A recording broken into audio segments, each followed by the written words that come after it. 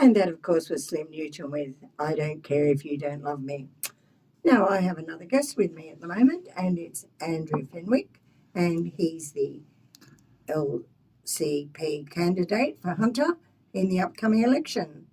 So, good morning, Andrew.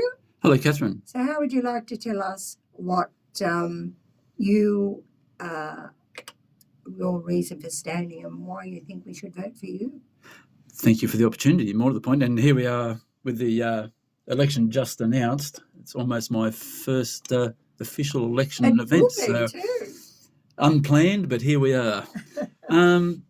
It's been an interesting journey, Catherine. I stood in the state election, as you remember, for Cessnock. And apart from that whole process being engaging and really getting in touch with a lot of different community issues that were going on, it also spurred a little bit of a political bug. I've always been a very political person, engaged political person. So it sort of gave me a bit of an inner look into some of the mechanisms of elections and what people do when they're in elections and how people campaign. And some of it left me a bit cold, to tell you the truth. But the opportunity to represent in the Hunter is actually a bit more personal, because I am a Hunter boy, and I've lived or worked in just about every part of that division. So I'm a born and bred Toronto boy, and my first property was in West Wallsend, and then I lived in Bonnells Bay, and I've lived in Jerry's Plains, and so I've worked on a couple of power station construction sites, and I've worked on the rail industry throughout the valley, sort of for the majority of my working career. So I'm sort of very intimate with all ends of the electorate. And 4 of our 6 children live here, and 4 of my 5 grandchildren live here, and my mother's still in Toronto, and so I've got a lot of friends and family. And so is that the reason you picked Hunter? Yeah. It's, I suppose, considering the sort of the narrowness of some of the seats around at the minute, I probably could have done others, but it is my personal interest in the area, and my connection with the Legalise Cannabis Party is an interesting one, because people instantly think, it's just a bunch of stoners who want to get their hands on some more pot. But the party's actually full of lawyers and doctors and magistrates, and like it's people who just want good law reform, and I see there's a big opportunity in the Hunter. Well, see, this too being the boundary change for this election as well. Yeah, that's changed a bit. That's going to be a big part of it as well. Yeah, and it could hurt the Nationals, because I don't think the National taking over of Scones and Muswellbrook's going to be all favourite for them, but it could hurt Labor as well, because there's a big chunk Labor is going back to they're taking in Curry, Western Abermain, so which is, which falls back into my previous Cessnock work, and as you know, with the involvement with the Train to Cessnock project, that's one of the things that's really highlighted for me is just the problems with being in a really safe seat. And it's not just what I'm perceiving, it's what we're getting back from people. Every time you talk to someone about what we can do here, the answer is always, but it'll never happen because nobody's going to spend any money here. And that's a pretty sad position to be in. And even with the survey we did for the Train to Cessnock project, even though we had 95% support for the project and 95% of people said they wanted to use a train and all those things, less than 50% of them thought that even with a good case presented to the government, that the government would spend the money here because it's a safe seat. And that's a bit sad. Well, I don't think this election it is a safe seat. Well, I don't think they exist anymore, Catherine. I honestly, and I was thinking about this morning. This should still be a safe seat, but because of sort of ongoing sort of devaluation of a few of these big safe seats, it's actually cheaper to live here because of the values of things. So what we're doing now, because of the more affordable living, we're attracting a whole bunch of new demographics into the area. That's exactly it. And they're not traditional Labor voters. No. They're not traditional anything voters.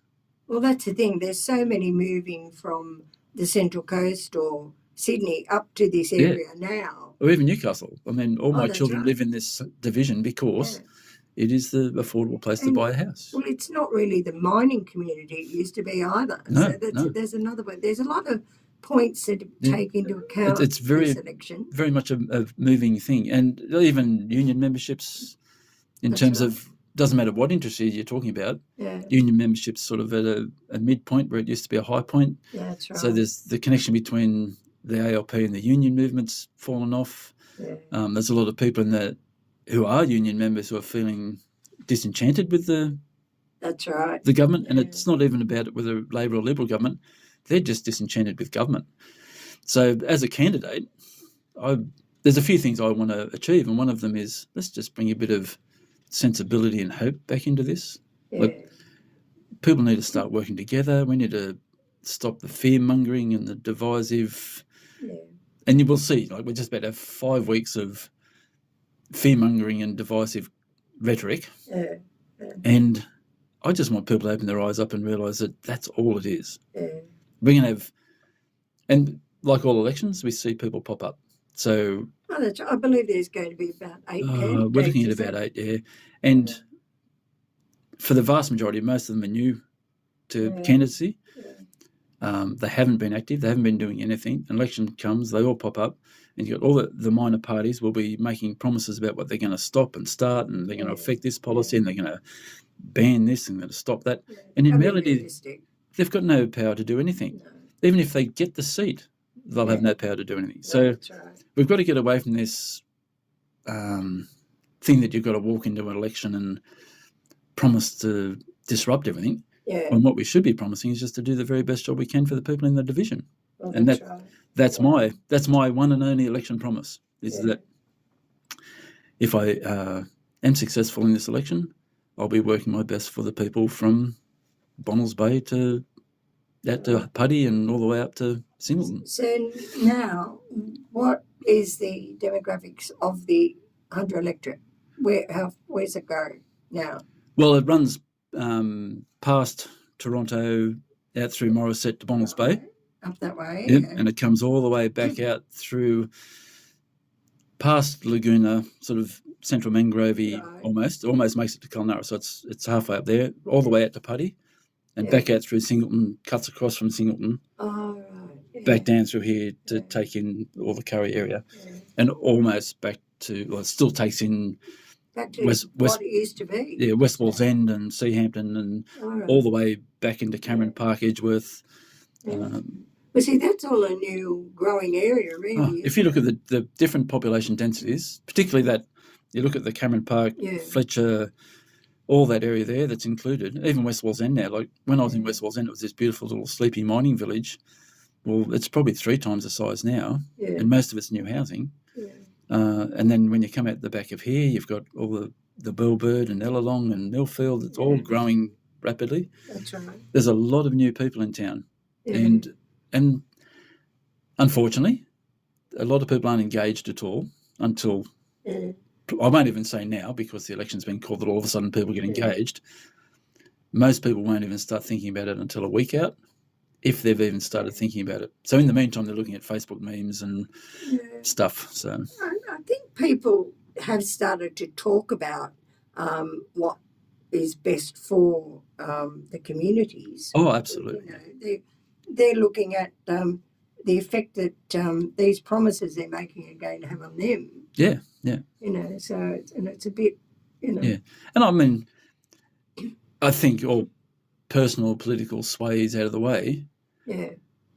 Everybody who's going to an election should be looking at their candidate and thinking, what work will this person do for me?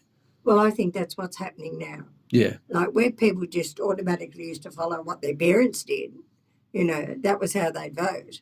I think that's changed. And a lot of the younger ones are making their own decision about who they feel is going to do the best for them. Yeah. And I'm concerned about some of the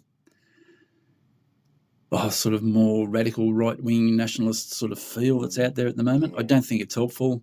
And it's sort of, we're creating a narrative that isn't hopeful. And I think Australia and the hunter deserve better than to have this negative, pessimistic view of government and economy. And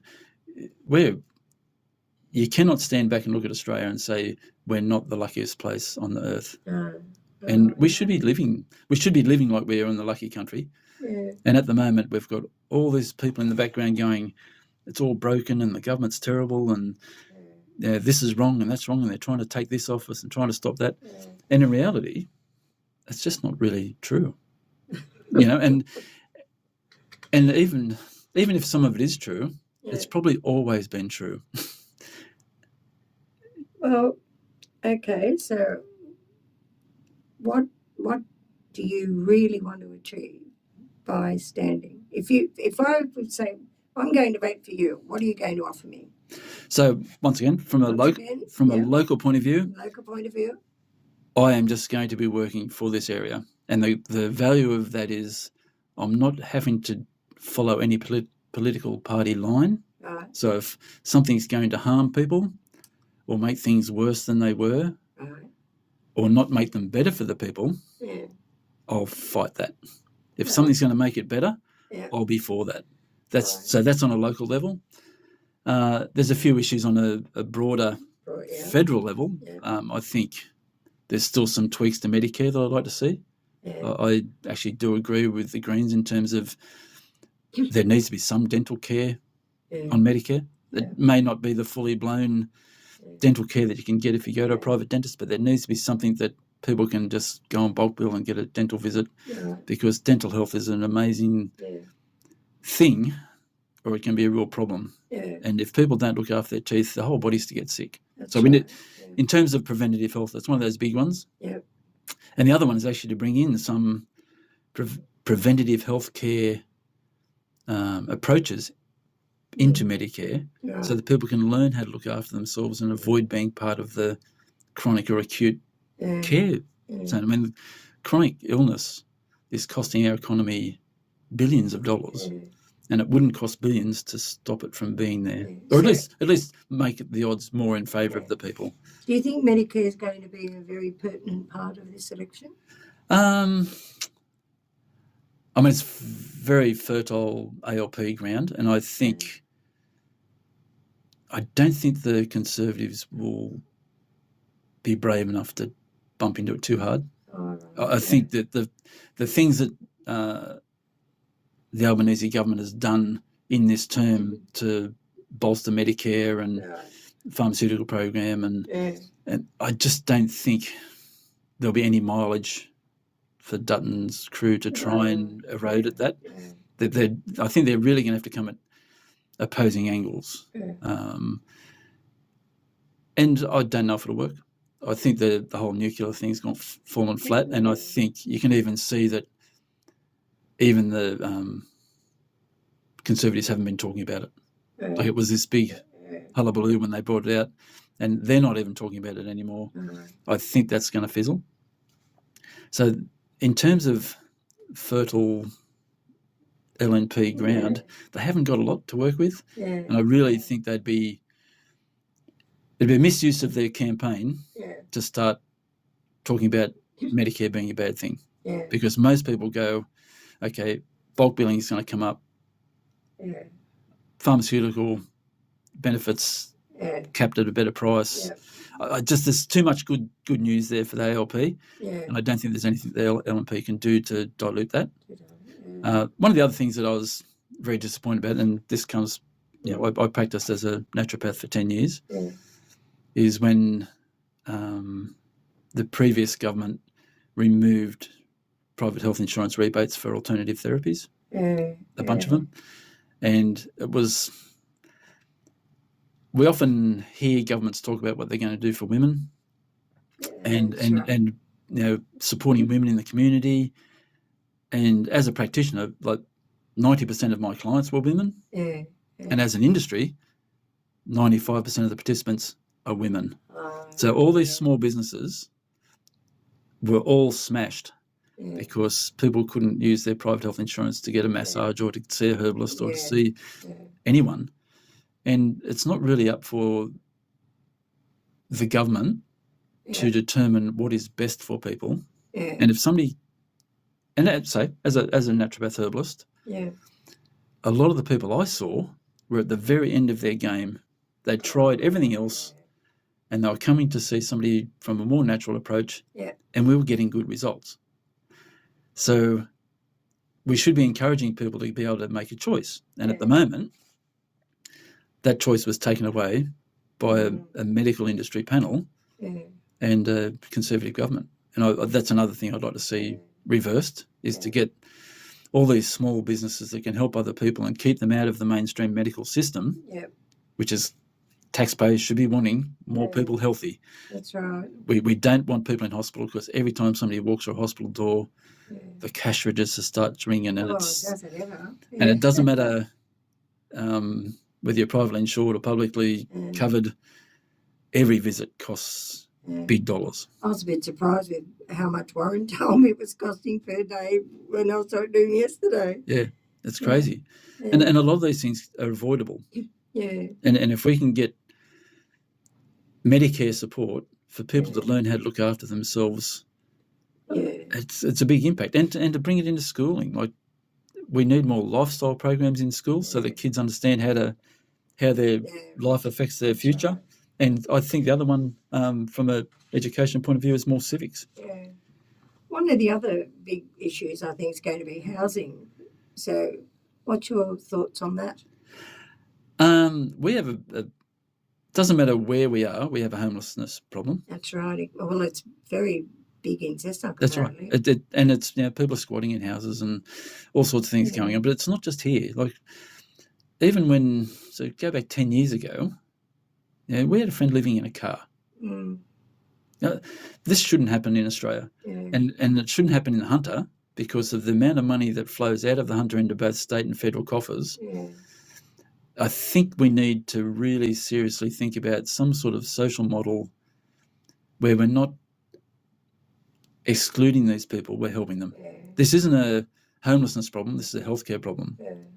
It's a mental health care problem that most of these people end up homeless, and they don't have opportunity to change it. And you can see a few countries around the world where they're really working to second chance people. And I think that's what we need to think about. Our society is, these people need a second chance, and at least give them that.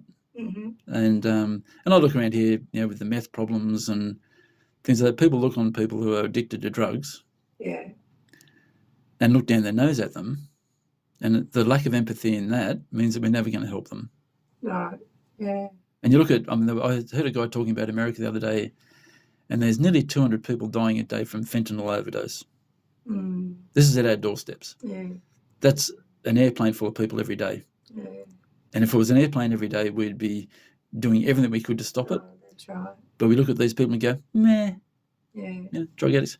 But it's not. It's a health issue, and it's a lack of opportunity issue. And so from that point of view, we really need to get in. In terms of housing availability, it's a very tricky thing. And and I know that everyone's trying to figure out a solution to it. And it's not just here. It's everywhere around the world.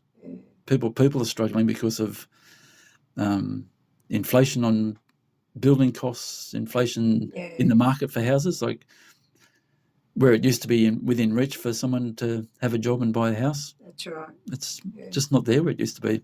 So I'm not sure how we sell that one, but I think we need to think about affordable housing as something that the government gets involved in, and it builds some stuff, and it doesn't have to be flash. It just has to be good quality. And like, from this area, every tonne of coal that goes off a belt into a ship should have a dollar amount attached to it. Well, you'd think so, wouldn't you? Yeah, and that money could be directly funneled back into the areas that coal came out of. And I think these are the sort of things it's an easy source of money. And the cannabis legalisation thing is actually up there for the same thing. So is that one of the things you're going to be campaigning on? Well, it's key. It's our party, it's our core single issue party. It's Legalise Cannabis. There's federal blockages to that happening. Right. And from my personal view, we'll never get state legislation around the country that is solid until we sort out those state issues, the federal issues. So there's stuff with the TGA, there's stuff with border control, there's all the taxing that would go with it. And Canada did it federally. That's a good example of when they did it, it was the Canadian federal government that changed the laws and then gave the provinces the opportunity to participate or not. I'd rather go that way than to think we can force each state to. Okay, right. Well, I'm going to give you the opportunity now to sell yourself to the voters of Hunter. So what would you like to say to anybody that's going to vote? For anyone who knows me, knows that I'm an intrinsically honest person. And I also tend to follow fact. If you can't argue something with me with data, I'm probably not going to take you too seriously. Like if it's anecdotal and meme-based, I'm probably going to not pay too much attention to it. So I like to solve problems. That's one of my key things. If I see things that need to be fixed, I'll drill down on them and I'll find all the different avenues and I'll build the relationships needed. So what I'm looking to do is to provide a tripartisan approach to our position in the federal parliament. At the moment, if it makes headlines that Dan Ravicoli has broken ranks to oppose a solar farm in Singleton, we've got a problem because he should be representing the people based on what the people need. And they just can't. They just can't because their hands are tied by party policy. And we need to have a situation, even if it's only... And the other thing is I'm not a career politician. I'm an electrician. I'm a train driver. I'm a herbalist. I'm a train driver again. I'm a parent. I've got, blended families. I've been on a single parent's pension and I've earned good money and I've had no money. I've worked on construction. I've worked on major projects. I've had a really broad life experience. But one of the things I am not is a career politician. I've never been on a town committee or a town council or anything like that. I've never had an aspiration to be so. But now I see the opportunity to spend the last few years of my working life to make a difference. And to do it in a way where I'm not tied down to your follow. I'm not going to walk into question time at Parliament and have somebody pass me a card with a silly question on it. You don't think they do that, do you? Oh, no, Catherine, of course. These are wonderful questions that they've come up on their own and been mulling over for weeks before question time. And I just, we need to change the theatre of Parliament. It needs to become a place that's... As Baron says, this is another Dorothy Dix. Yeah. And people need to behave better. If I make it into Parliament, one of my first things is to call them out on their behaviour and have an influence. I think the Speaker in this current term has been very good. He's made a big difference in how they behave. But if that was any other workplace, HR would have been down in that place and half of them would have been sacked. They wouldn't be tolerated. So nobody should have to go to work, even a parliamentarian, and be subjected to that sort of ridiculous behaviour. So if nothing else, I'm going to go in there and stir up their behaviour patterns. Oh, well, is that anything else you want to say? I wouldn't mind leaning on the cannabis bit if you've got a bit of time. That's fine, From a economic point of view, I cannot understand why our governments haven't jumped on this. Right. This is a moral prohibition from the 1920s. Oh. We're looking at 100 years of cannabis prohibition based on the moral judgments of Southern America. All right. So there's no medical, there's no societal reason that this substance is banned the way it is. So it was, there's all sorts of other theories about the interactions of it, but the bottom line is that when the prohibition on alcohol finished, the prohibition on cannabis started. It was just shuffling it from one thing to another. And if we look at what happened with the prohibition of alcohol, gangsters got rich and the product got stronger and dangerous. Yeah. What do you think is happening now with cannabis? Exactly. The criminals are getting rich and the product is getting unsafe and too strong. So even if we just clear it up from a moral point of view, there's a real issue. Prohibition doesn't work. Even look at what's happening with cigarettes at the minute and tobacco. We've tried to prohibit cigarette smoking via taxes and excises, and all we're doing is making criminals rich. And I'm not a fan of smoking. I don't even think people should be smoking cannabis, but we can't try and use heavy levers that push money to criminals. So that part of it doesn't make sense. The Greens recently released an independent review of the financial benefits to the federal government if they legalise cannabis. $700 million a year, straight into the coffers. But we also spend nationally nearly $2 billion on law enforcement just for cannabis laws. So there's nearly $3 billion floating around out there right now that would instantly be available to build affordable housing, to fix mental health issues, to support dental into Medicare. So there's $3 billion a year forever for that. If we look into what's happened in America, there's states in America, so small states. Like you look at states like Montana and places like that, they've only got a population of a few million people, so less than the population of Sydney for a whole state. And they're bringing in 200 to 300 million US a year in extra tax revenue from the legal cannabis industry. Good heavens. On top of that, we've got a great opportunity in the Hunter in hemp. Oh, right. Now, hemp is an amazing product that's got caught up in this whole prohibition issue because it's the same plant, but with no psychoactive impact on people. There's thousands and thousands of products that can be made out of hemp. It's worth about $5,000 a hectare. And you can get 2 crops a year.